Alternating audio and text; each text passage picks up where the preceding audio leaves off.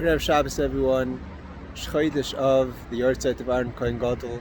It's also in Eretz Yisrael this week Shabbos Masei, Parshas Chazak, Chutz La'aretz is Matos and Masei, Shabbos Chazak. And actually, it's amazing how Eretz Yisrael and Chutz La'aretz come together finally towards the end of this week, because as we know that what the Alter Rebbe says, as Midaf Levim at the side, you have to live with the times. And when they asked his son, the Mittel Rebbe, what that means you have to live with the Parshas HaShavua, which means not just the whole Parsha, but each day, Sunday, Monday, Tuesday, you live with the reading of that day. So it was been a bit concerning to me that and we know that when the Alter Rebbe says this, he doesn't just, it's not a saying, it's actually the way it is, that we mamish live with the Parsha, that the Bnei Eretz Yisrael, we're living with one Parsha, so to say, one message, one reality, and the people of Chutz La'aretz are living in another reality. And finally that reality comes together, even though at the beginning, in Chutz La'aretz they're reading Matos, and even when they get into Masei, it's slowly, but finally on Shabbos, Shvi, we come together, Beis of, that we finish together, everyone, Sefer B'Mitzvah, Sefer B'Midbar, and we say together, Chazak, Chazak, V'nis Chazek. So basically we bring a tremendous unity to Shabbos, where everyone is living, comes Shabbos, everyone's living together with the same end of the Parsha. And that's an amazing thing, because this week in the Likutei Torah, the Alter Rebbe talks about the whole idea of Achdus. And there's a major theme of Achdus, of unity, through Matos and Masei. We have the idea that the Masei, which is the travels of the Jewish people in the Midbar, that we know we spoke about all many years, and we learned about it in the Maimorim, that the Masei, the 42 travels the Jewish people had in the desert, represent the 42 travels through the life of the Jewish people from Yetzias Mitzrayim until the days of Mashiach.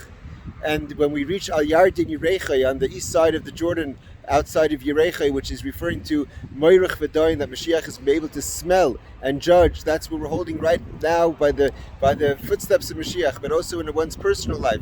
The Baal Shem Tov says we go through 42 travels, and there'd be, like we spoke, the travels that are forward, some travels that are backwards. But there's the idea where people are traveling, which are the fundamental point of the traveling is to bring down to take inspiration from Moshe Rabbeinu, Vayichtav Moshe writes, and empowers us that to do the 42 Masas, the 42 travels, to elevate our space and influence in the world. And we have also the idea of Matos, which represents a person who's going through struggles in life, that even though that the Torah doesn't forbid certain things, that we spoke before in years in the past. The idea of the staff represents a person who doesn't make a vow because you're feeling strong and you want to add to your Torah mitzvahs. On the contrary, you're feeling weak. You feel that you're not strong enough to even deal with the permissible, and you have to kaddish atzmecha b'mutar lach. You have to sanctify yourself with what's permissible to you in order just to stay a frum yid. And a person may feel down about themselves, that I'm such a person that I can't even go to certain places, I can't look at certain things, I can't be put in certain situations, I can't eat certain foods, I won't survive such a situation. But we know that Moshe Rabbeinu says, Zeh hadavar. God tells Moshe, this, you want to know where a yid is? A yid is found at that moment that the person is struggling, trying to find themselves. When we struggle through the travels of Golus, through the travels of our life, this is real life. This is a person who's moving, a person who's a merhalach. I mean, the message of this parsha is tremendous. And when we put it all together, the idea is that everyone's traveling, and we come together to Yardin Yerechai, we all come to the same point, which is Mashiach in our personal life, Mashiach in general. Like the Rebbe says, Chazak, Chazak, V'nis Chazek, 3 times Chazaka, and especially in the 5th month, which is the idea of absolute unity.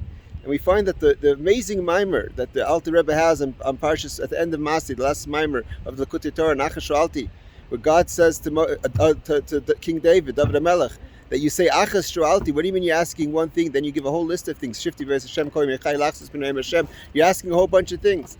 So David says, I learned from you. I learned that the point over here is that we are empowered, we have the strength, that all those things that are out there in the desert, in the Midbar Amim, all those things that really, the source of it, everything comes from Hashem's creation. And even though the perception of it is that it's a separation, there could be separation between people, separation between what's mundane and what's holy. Sometimes you have to kaddish atzmecha b'mutar lach. We can't even engage in certain things that are permissible. But David HaMelech says at the end of the day is achas. Every Yid's empowered to come to the oneness, to unify, to get everything to make one, all the elements of their life, all the parts of their travels, everything that we do, from Matos, from the vows that we have to take, from the travels that we have to take, we're all heading in the same direction. And that completes itself with the idea of Chazak, where we make a chazaka in our attitude, a chazaka in our being a mahalach. A person always has to be mahalach. If you feel that you're not moving, then you're moving backwards. There's no such thing. You always have to be moving, pushing yourself, like the Rebbe says. The Egypt of yesterday, the redemption of yesterday is the Egypt of today. And when we be zoichetaka of all these chusim, that we should have chazak v'nis chazak. And like the Rebbe says, this brings down that says in Chasidim that mishenichnas of mimatim v'simcha, that when Av comes in, that we lessen the ideas of Av when we have simcha, especially on Shabbos, when we're supposed to be b'simcha. Everyone should say, have a huge Shabbos meal, say l'chaim, be freilach, and through the simcha we purge all the gedarim, even the separations of bein hamitzarim. Where we're in a situation of meitzah, of restraint, we should break through the mitzarim, cross the station of Yerushalayim, and we should have the gula of mitzvah shtem bekar of mamash Shabbos.